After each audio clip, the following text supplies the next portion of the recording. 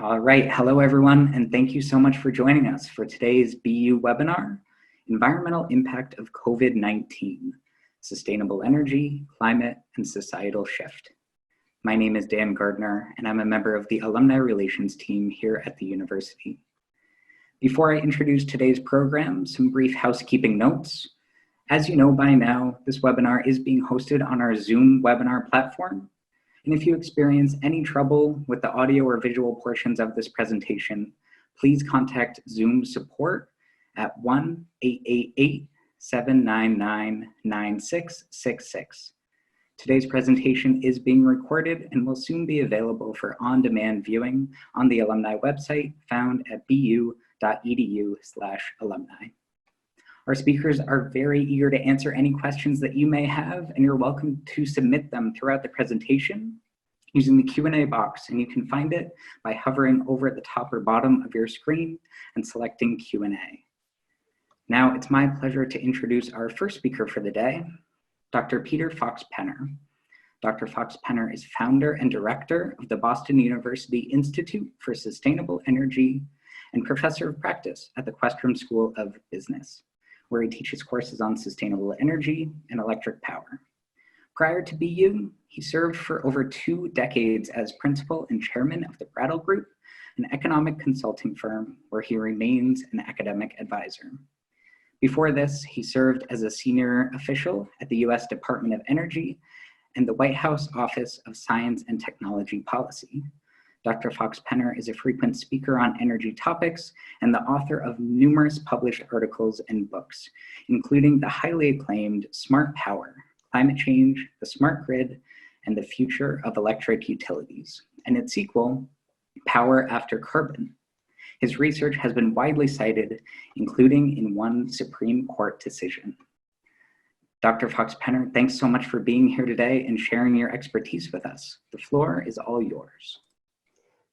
Thank you, Dan. Good afternoon to everyone, or morning, wherever you are. Happy Earth Day 50, the 50th anniversary. Really a very auspicious occasion to have this conversation, even if we weren't in the midst of this tremendous crisis. But with both of those events, it certainly warrants the conversation we're going to have today, and I'm delighted you're joining us.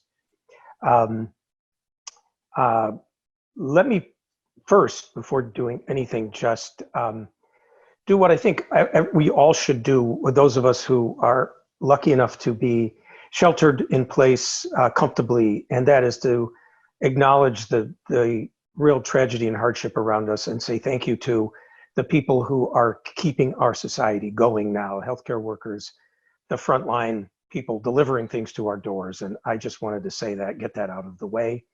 And I know everyone listening feels the same way. Let me tell you just for 1 or 2 minutes about the Institute for Sustainable Energy, for those of you who don't know. We are a 4.5-year-old institute within the university, and we're university-wide. We report up to Gloria Waters, the Vice President for Research.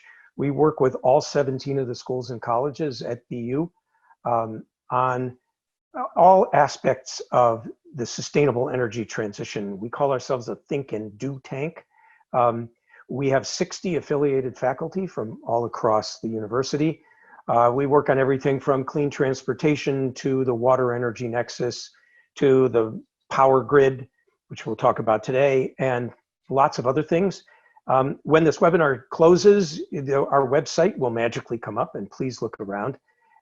Get on our mailing list if you'd like. And one of the things that we've tried to be is a kind of a hub and community for sustainable energy research, but also outreach to industry, outreach to alumni. And we have lots of alumni engaged with us. We have a wonderful advisory board, and hopefully some of you are listening. And we also have a community of senior fellows, very distinguished folks, not long-term traditional academics, but very well respected in their fields. We have 18 of them now from all disparate walks of life, all very distinguished careers in sustainable energy. And one of them we're delighted to have with us today, who will follow me, Phil Warburg. You'll hear from him. So Phil is a great example of the kind of collaboration and richness and experience we can get from folks like him. And you'll hear it when you hear his presentation. So with that, let me turn to talking about the near-term impacts and the medium-term impacts and perhaps the long-term impacts of this tragedy. And Phil will take up on some really interesting and path-breaking thoughts, I think, on the long-term future and what it might hold in store for us. I'm going to focus a little bit on the near term, or much more so. And I'm afraid that most of the measurable effects of this triple crisis are negative, somewhat predictable, and quite tragic in many, many ways. It's also evident, I think, that the so-called new normal that will emerge in the near term from this will clearly have some changes. Phil's going to talk about that, and I'm not going to. I don't believe that those shifts will be anywhere near enough to take us where we need to go on the clean energy transition, but they will be interesting and important, and I'll leave the rest to Phil on there. The surprising and promising thing that I am seeing from this crisis, and this is very much, how to say this, anecdotal, as we academics say. There's no proof of it. It's just somewhat intuition and hunch and feeling. But that is that the will to adopt clean energy and climate policies that are stronger than the ones we have today has, surprisingly to me, I think, strengthened quite widely in the wake of this crisis and the early stage of this crisis. Maybe it will change, but I'll talk a little bit about that. But that creates the ability that we turn this genuine, multifaceted, very deep tragedy into really a historic opportunity to rebuild our economy and our society and our energy using infrastructure in a much cleaner, fairer, more just way. There's a wonderful slogan going around in the clean energy community called BBB, Build Back Better. Those good sentiments notwithstanding, at the end, I do conclude that we're poised on something of a knife edge, and there are a lot of ways in which things could not go well, and we could fall back further as a society, as a planet, as an ecosystem. And so I don't think we are in any way assured of this crisis accelerating the clean energy transition and climate policy, but I hope it does. I also want to say that I think there's no stopping the trajectory towards a cleaner energy sector. We're well into it. I think it's unstoppable economically and technologically. The question is, does this crisis set us back a year, 5 years, 10 years, or does it maybe in the set us back in the short term and accelerate us in the long term? And that would be the best possible outcome. So to talk about some of the short-term hits that we're taking, the first thing to understand is that the clean energy transition and really much of climate policy is, from the standpoint of this business school professor and economist by training, really fundamentally a issue of capital stock turnover. Now, that's a very apolitical, neutral way to refer to it, but in economic terms, that's what it is. We have a capital stock that uses energy inefficiently and relies on fossil energy, to about 75% of our electricity, 95% of our transportation, relies on fossil energy, but it's the capital stock that uses energy that relies on it, and if we turn that capital stock over, we won't require fossil energy, and I think we have a technological pathway to do that. We just need to get the capital stock turned over, and that's trillions and trillions of dollars of capital, much of which still has a productive use and a cost to the turnover. Some catastrophes accelerate capital stock turnover. Notably, wars are quite well known for this, and of course they are great tragedies too. But There's well-established literature, and your own intuition tells you that that happens. Other tragedies like recessions and depressions slow it down. And government needs to intervene and still can't necessarily do what it needs to do. And I'm afraid this is one of those sorts of tragedies. So to give you some picture of the short-term hits that we're taking, electric utility sales are down 7 to 9%. Revenues are down along with that. That's going to, there's also almost nationwide moratoria on utility shutoffs for bill non-payment. Those two factors are going to hurt utility balance sheets. And utilities are one of the main sectors that, and other power generators and sellers and users are one of the main sectors that needs to have the capital stock turnover. And so that's a real significant factor that I worry about. That's sort of my day-to-day research job. Along with that, some predictable things. Solar installations are down at least 10 to 20%, particularly in residential homes where workmen aren't allowed to come in or even go on the roofs. There's about 250,000 jobs at risk in the sector. Energy efficiency is a multifaceted sector that employs 2.3 million people, roughly. Believe it or not, all sorts of things, everything from doing home energy audits to managing buildings. That's down in the 10 to 20% range at least. And remember, we have numbers only from March. April's successively worse. Layoffs are increasing in the sector. I think there's about 100,000 layoffs in energy efficiency to date. The large renewable energy projects that we see when we look out across the landscape and see big wind farms and solar farms, which have been growing tremendously in the last few years. They've slowed down. Many have stopped due to supply chain disruptions or work stoppages or those sorts of things. Unfortunately, restarting big construction projects, as many of you know, is not an easy thing. And so we don't know when some of the key parts will be available, when the crews can come back, and that sort of thing. And then there's also problems in future planned additions with a slowdown in electricity use that will probably persist. That's part of the new normal. And there's some good aspects to it, but it will hurt the turnover rate.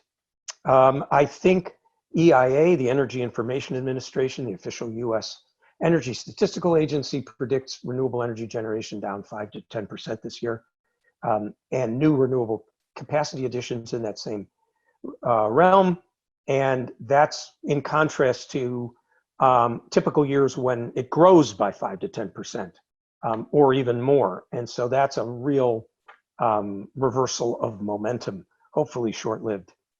Electric vehicles, one of the most important dimensions of the clean energy transition. The sales, as anyone would imagine, down 43% so far, or 41%, excuse me, over last March. April will probably be worse. Interestingly, and it's not happening in Europe. Europe has a stronger policy support base for EVs, but I think it will still go down in Europe. Transit use down 73%.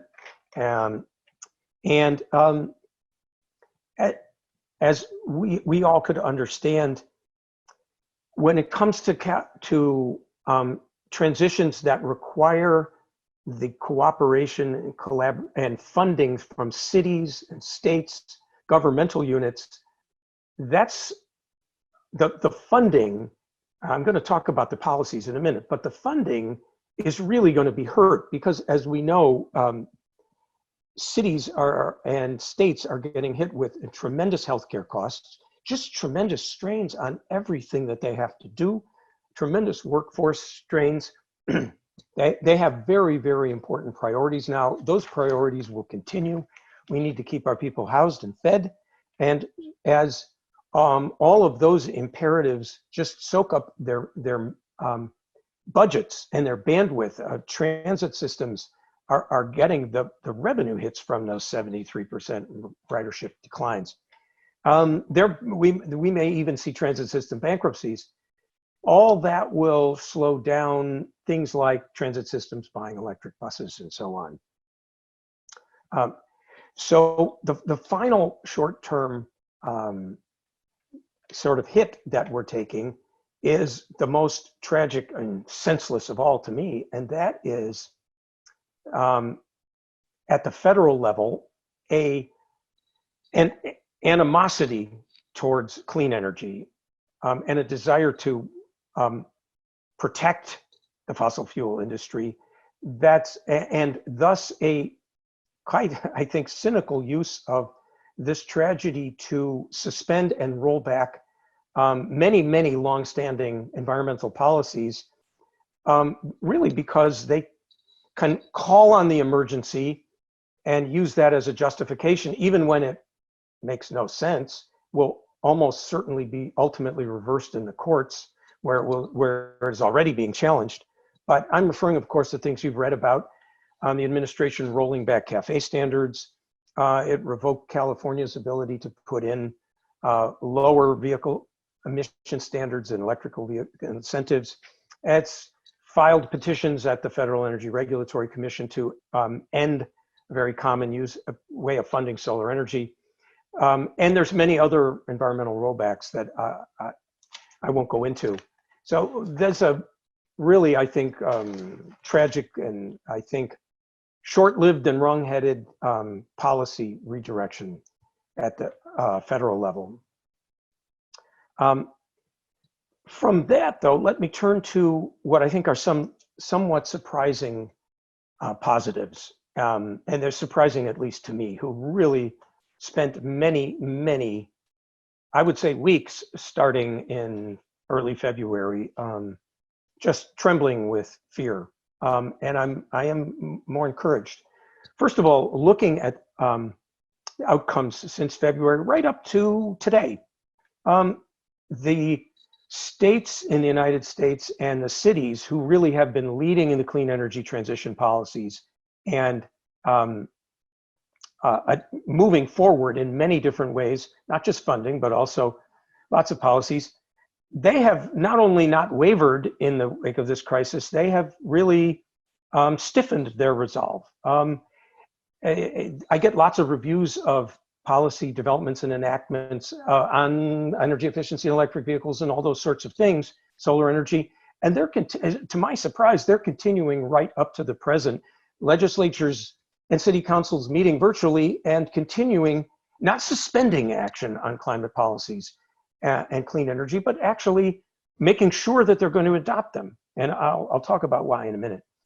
Also, industries that have long-term commitments to the transition, such as the auto manufacturers, whose sales are falling off the cliff, who could be using this as a reason to push back electric vehicle plans to transition their platforms to electric vehicle production, don't seem to be doing that. At the end of March, GM, the very end of March, GM had the rollout of its all-electric Cadillac and all-electric Hummer. So for those of you who are Cadillac and Hummer fans, a new model awaits you, and please get it. But during that time, Mary Barra continued her commitment to transitioning GM's platform during the next decade completely, and many manufacturers are continuing their commitments as far as we can tell. Other manufacturers are, for example, Schneider Electric, continuing and sometimes even accelerating its commitment. Another sort of, I guess, positive for the clean energy transition in an odd way is that the collapse of oil prices has just shocked the world.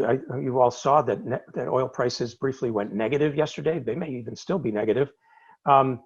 That's a storage issue, but the long-term price collapse, I think, is long-term and structural.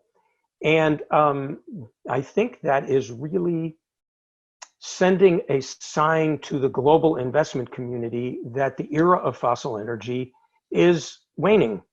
And while I think the global investment community understood that that was true for coal, and that coal use was peaking or about to peak globally, going down dramatically in the US, down by more than 30% here in the US, down further in Europe, and even about to peak in China, I think the message came through on oil and gas. And that's going to shift investor interest, big picture, even further towards clean energy investments and the clean energy transition. I consult on Wall Street, and I talking to many of my Wall Street friends there. Today, for an Earth Day edition, Larry Fink of BlackRock issued another interview with McKinsey, talking about that transition accelerating. There's a couple of other things, but the most important, so I can end pretty quickly and make sure we got time for fill-in questions, is the most encouraging and surprising positive, and that is that, again, to my eyes, and this is just my impression, something about this crisis has touched the consciousness of our fellow Americans in a way that I haven't seen before, other than on September 11th. In my lifetime, there is an awareness of how our destiny is tied together, the importance of community, the importance of government, why we have a government, and what it must do to protect us and unite us and keep us healthy. An awareness of the fact that they're talking about global threats is very abstract until a threat that is truly global and respects no borders starts to threaten our very lives. And that resonates with people thinking about climate change. Many, I can't count the number of articles I've got that from all sorts of people that talk about the parallels between this crisis, which is near-term and life-threatening, and has some differences with climate change, but climate change is every bit as big a threat to our lives, or our grandchildren's lives and our children's lives, as this crisis. If you look at the numbers, it's true, and people are understanding that. You know, as a result, there's a real upsurge from places beyond the traditional clean energy and environmental community in calling for this, the rebuilding from this crisis to be directed at preventing the next global pandemic or of climate change. And that's the Build Back Better mantra. And that, this sentiment is, as I say, coming from places far beyond the places I usually get emails and webinars from. It's coming from places as unlikely as McKinsey, which I very much respected and worked with for a long time.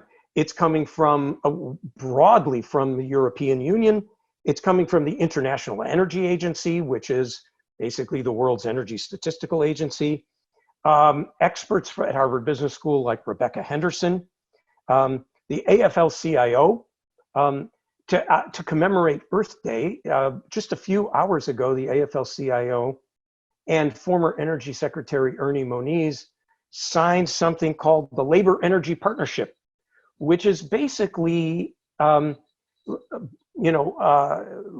if I could call them big labor's recognition that there is a tremendous economic opportunity and labor opportunity in the clean energy transition and coping with climate policy, but that labor, which has traditionally been tied to kind of large traditional energy, needs to turn its attention to rebuilding in a new way.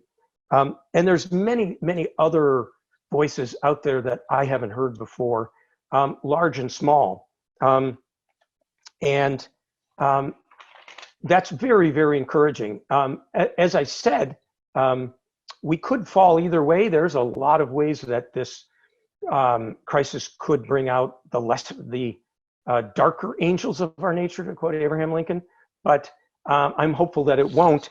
And I'll just end with a quote. Some of you saw this in my Boston Globe op-ed.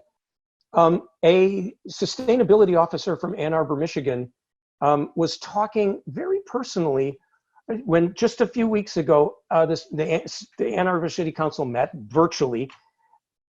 There's a crisis coming on like a freight train in Michigan. What she said is, quote, "This is a moment, at least for me, of deep reflection about what it means to be a resilient community, what it means to be a resilient household, and what it means to be nested in a resilient neighborhood." I just think the new normal is going to be different, and I am hopeful that the better angels of our nature will bring us to building back better and to a faster, more just climate and clean energy transition.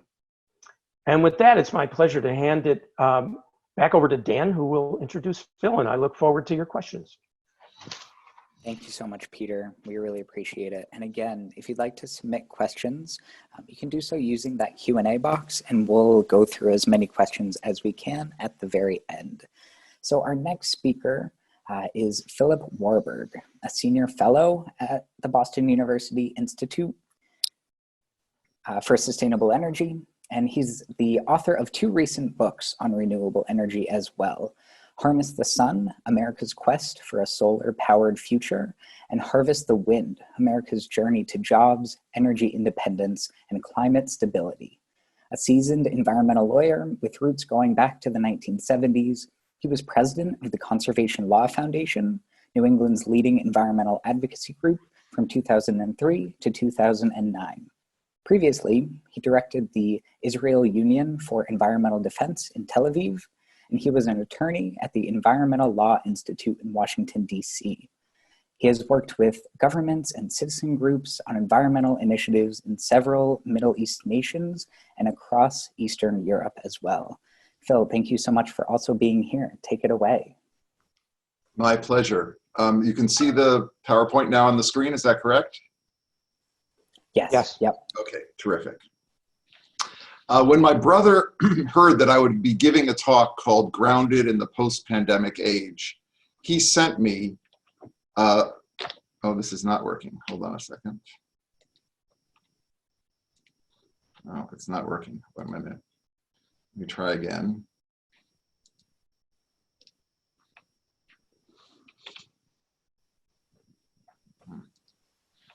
Oh. Okay, now I think it's worked. Can you see this now? No. Not quite yet, but if you start sharing again, we should be able to. Okay. No. Let me try again. Share screen.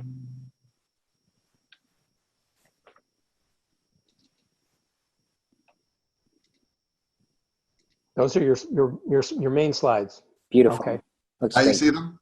Yes, absolutely. Okay. So my brother sent me this social media post. The world says there's no way we can shut everything down to lower emissions, slow climate change, and protect the environment. Mother Nature responds, here's a virus, practice. We've all seen maps like this that show the dramatic drop in air pollution over China during the peak of the coronavirus crisis there. And more recently, we've seen a similar pattern in the United States. Along the I-95 corridor in the Northeast, there's been a 30% drop in nitrogen oxide emissions this month as compared to the 5 previous Marches. So a very significant decline in pollution. Across the country, highways are nearly empty, factories have slowed or shut down, and air travel has ground to a near halt. In the last week of March, global air traffic was 55% lower than in the same week in 2019. And on April 17th, global air traffic, the United States air traffic showed that there were 95% fewer travelers than on the same date last year. COVID is certainly not good news for public health, but the pandemic does reveal how profoundly human activities can affect our global atmosphere, including the greenhouse gas emissions that we generate through what we tend to call our normal daily life. This comes as no surprise, but the big question is, what will happen after the pall of this pandemic lifts? Are there changes in the way we go about our work, our recreation, our travel, and our family life that will have a lasting impact on America's energy use? Will everyday commuting yield to a greater reliance on working from home? All of us, I'm sure, have come to realize how much work can be done remotely, from one-on-one consultations to webinars like this one, to online Zoom conferences involving hundreds of people. My wife is the director of sustainability at a large architecture firm here in Boston. Normally, she works in a vast open plan office space with about 300 of her workmates. These days, she goes to meetings, so to speak, via Zoom, dozens of them per week, all from her makeshift home office. Some are with clients all over US, Europe, Asia, and Latin America. Many are internal meetings. And last week, she addressed the entire staff, again via Zoom. When the Oxford English Dictionary rates the most commonly used words of 2020, I'm sure that Zoom will top the list, right behind COVID-19 and coronavirus. In what ways might these accommodations to a stay-at-home emergency last beyond the COVID-19 crisis? Might companies think before sending their managers and their marketers to trade conferences across the country or halfway around the world? Will universities get serious about implementing a carbon cap on travel for faculty and other employees? The University of Santa Barbara, California at Santa Barbara, did a study and found that about a third of the campus's carbon emissions come from faculty and staff flights to meetings and conferences. That amounts to about 55 million tons of greenhouse gas emissions per year. Post-COVID-19, might colleges and universities be prepared to forego a substantial portion of that travel? And what about leisure travel? Recent data has shown that at least 80% of all US air travel is for leisure purposes.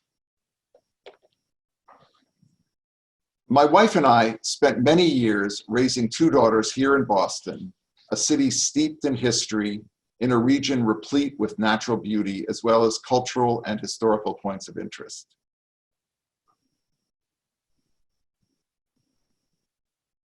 I'm embarrassed to say that we never really walked the Freedom Trail with our daughters, and we took them to New Hampshire's White Mountains exactly once. Instead, we toured London's museums, Rome's Colosseum, the great mosques of Istanbul, and hit many other distant tourist destinations. Air travel has been second nature to our family, and I call myself an environmentalist. I'm singling out air travel because it has been identified as one of the major growth vectors in global carbon emissions. Today, worldwide, it constitutes about 2.5% of all human-generated greenhouse gas emissions, but it's growing steadily.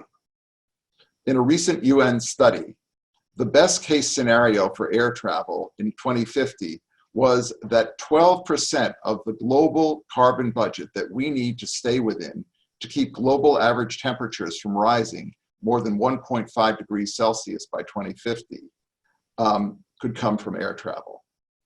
But this would only be achieved with a total switch to biofuels, which would be no small undertaking. Under a business as usual scenario involving 5% annual growth in international flights per year, air travel would constitute about 27% of the global carbon emission that I just discussed. So what if we spent more time exploring our own home communities instead of tripping across the world? The reconstructed Chinese home at the Peabody Essex Museum north of Boston may not quite match the Forbidden City, but it's a wonderful window onto a vastly different culture. And there are so many other opportunities like that for exploration and adventure close to home. Ground transportation is also critical to our carbon future. What if we cut commuting by half for those who are able to carry out more of their daily work responsibilities from home? Clearly, there are millions of Americans whose jobs require their physical daily presence, but there are millions of others who are proving how much can be achieved remotely. Yes, we can electrify our car and bus fleets, but that will require a huge boost in the amount of electricity that we'll have to produce. And we all know transitioning to a grid predominantly powered by renewable energy is already a steep challenge. Today, we're generating less than 3% of our total electricity from solar, a bit more than 7% from wind, and overall, renewable energy is responsible for about 17.5% of our total electricity supply today. And that includes solar, wind, geothermal, biomass, and hydro. To electrify our transportation fleet, we'll need 60% more power by 2050 than we require today. And if all that power is to be anywhere close to carbon-free, we've got some very heavy lifting to do in the years ahead.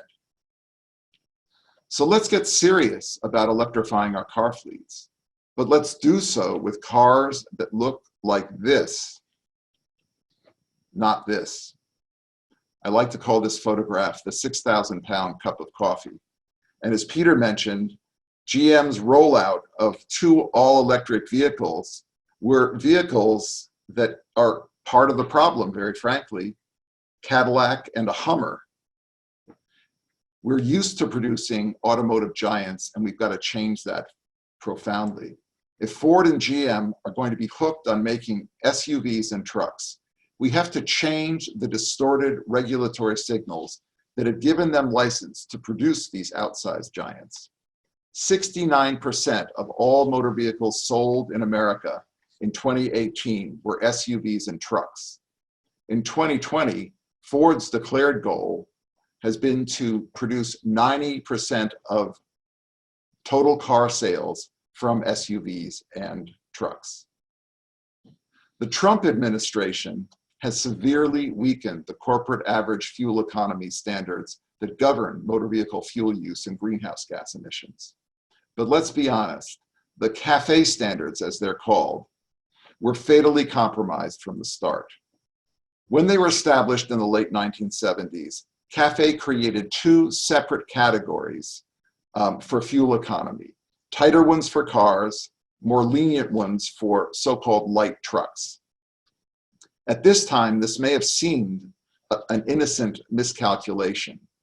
SUVs were hardly known, and relatively few Americans were buying them. Some of you may remember the Ford Bronco.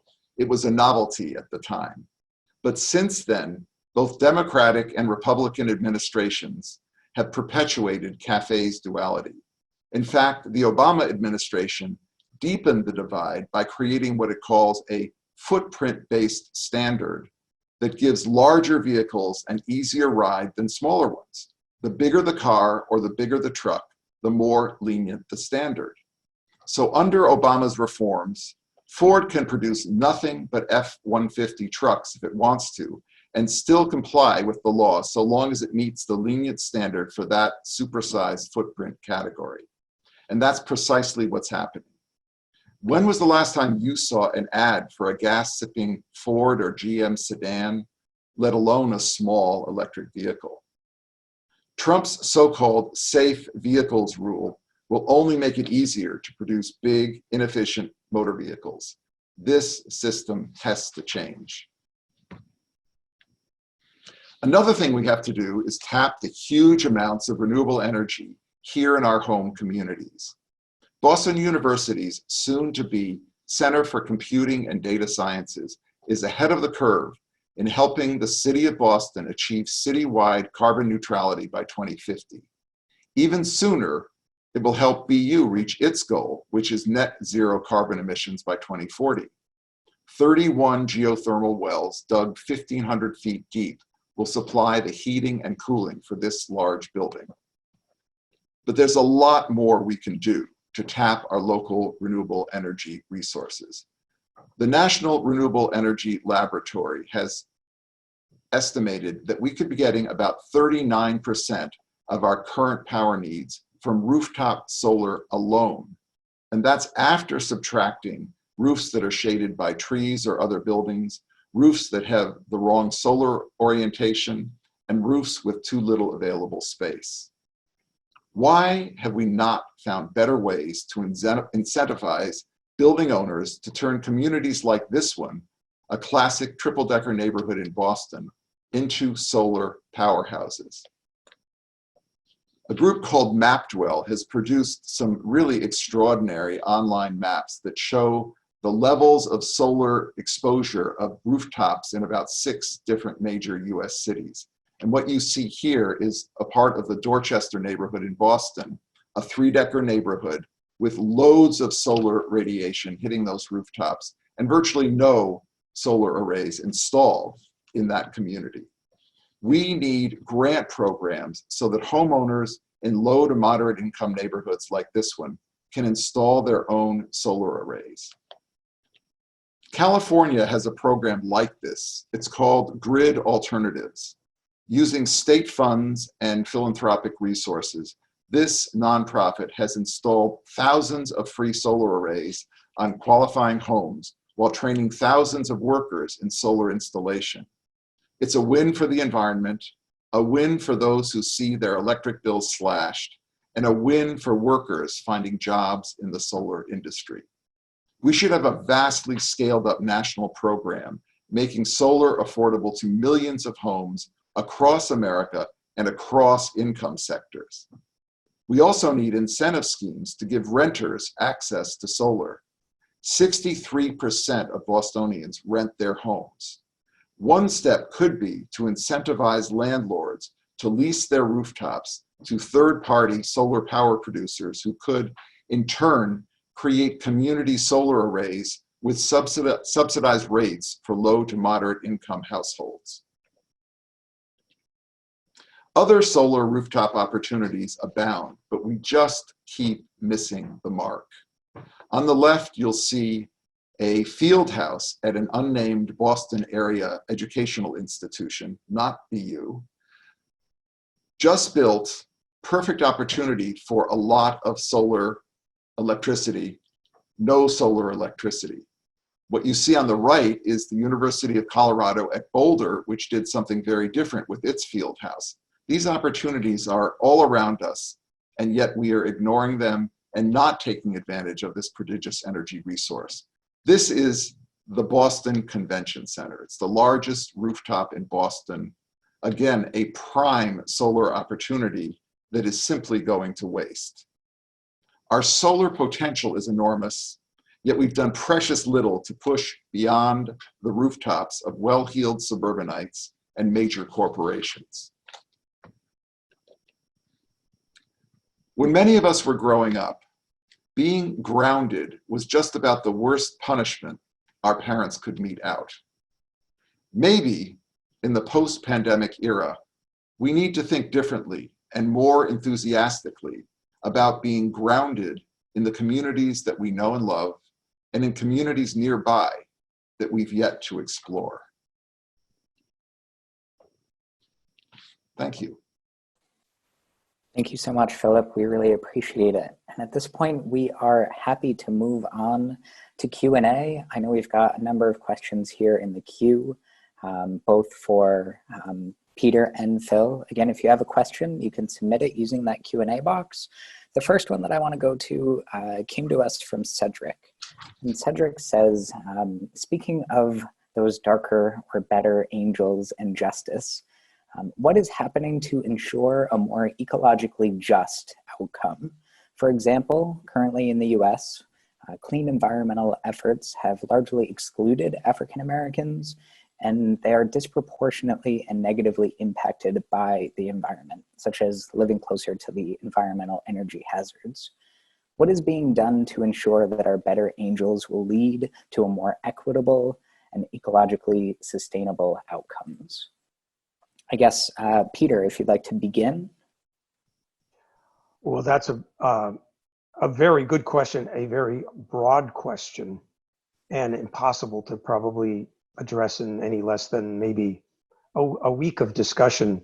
But I'll just give some thoughts, and I think Phil should definitely chime in, who's thought quite a bit about this.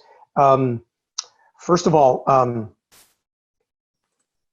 I have been working in this area really since college, or so since the 70s, like Phil. And in the last 10 years, I would say there's been just an explosion in the recognition of what Cedric mentioned in his question, which is that environmental harms disproportionately affect communities of color and just low-income communities generally. COVID is another example of that, but it was also true in Hurricane Katrina and many, many other climate, heat deaths from climate, the environmental emissions from large-scale facilities. All these, there is now much better understanding of that those things affect communities of color. And as a result, I really do believe that there is no discussion of clean energy policy or climate policy now that I'm aware of that doesn't include just transition or environmental justice as an element within it. Meaning that as we add electric vehicles and electrify the fleet, as we do energy efficiency, as we install solar, Phil mentioned this, we have to do that differently than we've done it, to be honest, in the 60s and 70s and 80s when we did environmental things, and they mainly benefited wealthy folks who appreciated the environment and wanted beautiful preserves of nature and things like that to walk around in. So it is, Cedric, part and parcel of climate policies. And to give you just one example of that, our institute did the city of Boston's plan to eliminate carbon by 2050. And we did all of the usual analysis and modeling and things like that. And the city, with our agreement and blessing, said, that's not good enough. You need to do an entire additional report with just as much analysis of how this transition to zero carbon can be done equitably and justly, community by community, neighborhood by neighborhood in Boston. Don't give us generalities. And we actually did that. I'm very proud to say our institute did that with almost no additional funding. We just did it for them. And the reports are up on our website, and the report on the equitable, the environmental justice dimensions of the Boston Climate Plan is up on our website side by side with all of the technical analysis and modeling. Now that's just one example, Cedric, of what needs to happen, and I think is starting to happen. And Phil, over to you for your thoughts. Well, I think that's a great overview of what we need to do. I think there are several pieces of the puzzle, one of which is going back to the question of what kinds of motor vehicles do we build. If we're building large trucks and SUVs that cost tens and tens and tens of thousands of dollars, we're not creating motor vehicles for people who really are struggling to make ends meet.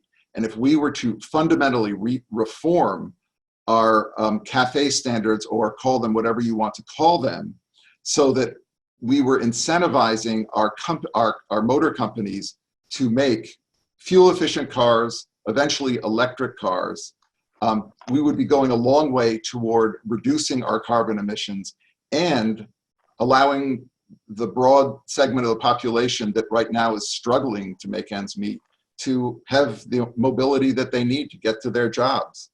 And so that's certainly one piece of the puzzle, I think.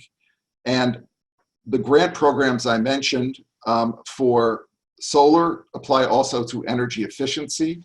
There's a lot of talk these days about net zero buildings. And again, my wife is an architect.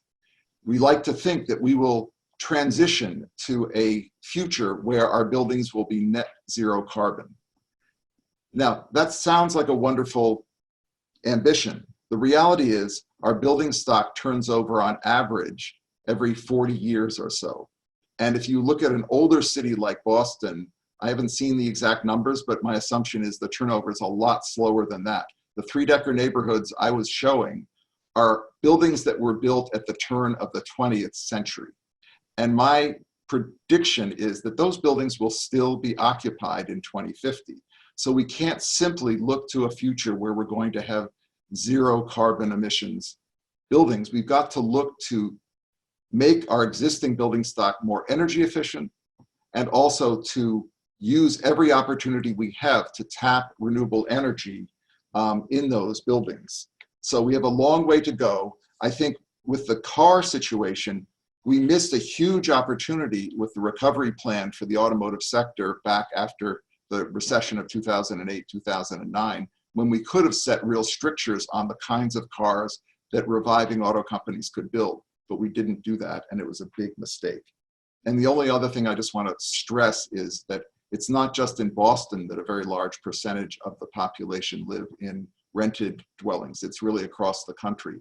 So when we're thinking about renewable energy or energy efficiency, we've got to think about what will be the best match for the many, many millions of people who live in rented households. Well, thank you both so much. And I realize we're coming up against the top of the hour. I apologize to everyone. We got started just a few minutes late, but I do want to be mindful of your time and all our attendees' time as well. So I just wanted to take the opportunity to say thank you to both of you for taking some time today on Earth Day to help us celebrate here in the alumni community. We're so grateful that you took time out of your day today to share your expertise. And I really appreciated the fact that you ended on you both ended on a pretty optimistic note. There is some hope out there. I really loved, Peter, when you were talking about BBB, Build Back Better. I certainly hope from your words to our policymakers' ears and all those other stakeholders that you mentioned. So thank you both so much for being here today. My pleasure. Thank you. And my thanks also go out to all of our guests today. And I specifically want to thank those of you who have donated to BU in the past. We certainly couldn't do programs like this without your generous support. So thank you all so much. I do want to call your attention to our next webinar in the series. We will have a really great presentation by a BU professor and local health celebrity, Joan Salji Blake. She's going to offer a presentation on hunkering down, how it could actually be good for your diet and your waist. You can sign up for that now using the link that you see on your screen. And I've also, I can also put that link in the chat in case you want to click on it now. So you can receive the link in your email as well. My thanks also go out to everyone just for your time. Thanks for spending some time with us today. Happy Earth Day. And I hope you have a great day or evening wherever you may be. Thanks so much, everyone.